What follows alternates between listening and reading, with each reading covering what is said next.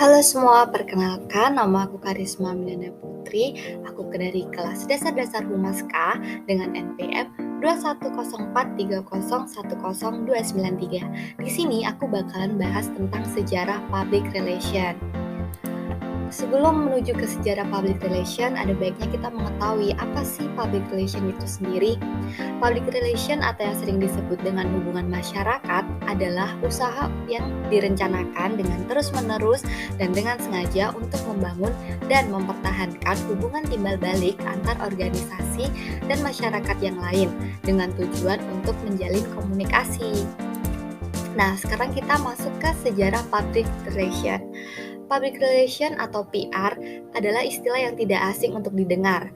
Dalam perkembangannya, sejarah PR bisa dikatakan sama tuannya dengan keberadaan masyarakat sendiri. Sejarah perkembangan PR dimulai sejak abad ke-15, tapi baru berkembang dengan pesat pada abad 19 atau awal abad 20. Perkembangan awal sejarah PR yaitu pada pakar hubungan masyarakat di Indonesia seperti Alwi Dahlam dan W. Nuradi sepakat bahwa praktek PR atau humas di Indonesia sama usianya dengan usia Republik Indonesia.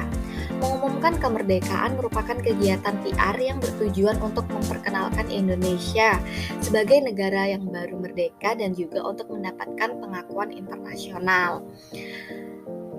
Selanjutnya untuk periode kedua yaitu datangnya perusahaan-perusahaan multinasional. Setelah pendeklarasian kemerdekaan tepatnya pada tahun 1950, terciptanya era baru pada dunia PR, di mana banyaknya perusahaan multinasional berdatangan seperti Caltech Pacific International, Stanford, dan lain-lain.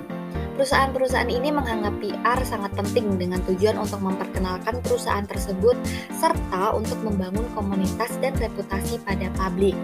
PR sendiri mulai berkembang di bidang pemerintahan dengan dibentuknya bagian humas pada RRI dan Kepolisian RI.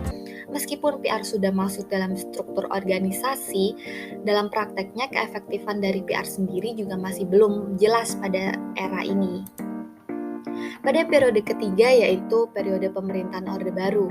Pada masa Orde Baru, di bawah kepemimpinan Presiden Soeharto, pemerintahan berfokus pada pembangunan negara sehingga banyak kebijakan yang dikeluarkan oleh pemerintah. Salah satunya yaitu dikeluarkannya UU PMA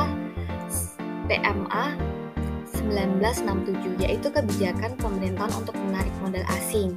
Ini berakibat banyaknya permintaan jasa konsultasi termasuk konsultasi PR pada tahun 1970-an.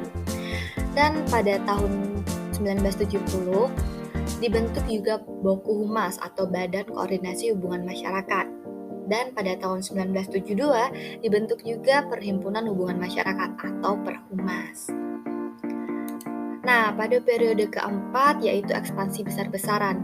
Di periode ini, para perusahaan swasta di Indonesia pada periode ini pemerintahan membuat kebijakan yaitu deregulasi atau perbankan pada tahun 1983 dan adanya privatisasi di berbagai sektor ekonomi yang mendorong semakin besarnya permintaan praktek PR sendiri.